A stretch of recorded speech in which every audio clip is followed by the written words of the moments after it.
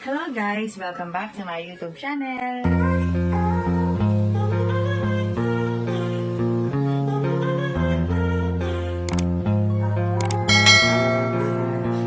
So ito yung pinaka-latest na standing after ng games yesterday between Creamline and PLDT. Kung sana hindi ganun yung naging resulta ni PLDT at saka ni Creamline na nasa number 4 sana tayo, ang Choco Mucho.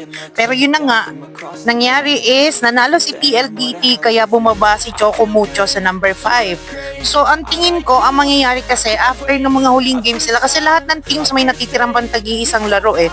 Yung Choco Mucho is sa Feb 22 sa Iloilo versus Cherry Tigo. So ngayon, let's say manalo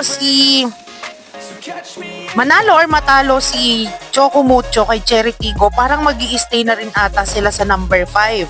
Number 5 yung magiging standing nila whether you win or lose. If I'm not mistaken, parang ganun yung mangyayari. So, ang after nun is magkakaroon na ulit ng panibagong ikot ng laro. Si number 1 is versus number 12. So, dito, ibig sabihin, si Creamline is a versus Capital. Provided na wala nang magagalaw sa standing. Let's say, kunwari, ito na talaga yung final standing.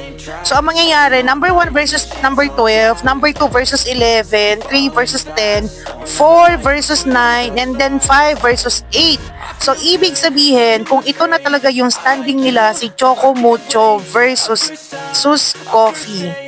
Sa ngayon, hindi na natin alam kung ano yung possible na mangyari kasi talagang lahat ng team ay nag-improve. Kita nyo naman yung laro ni Choco versus kay Sus Coffee, nahirapan din sila. Ito yung time na naglaro na si Tina, tapos naging best player siya. Ito ata yung unang laro niya, kung hindi ako nagkakamali, tapos naging best player siya.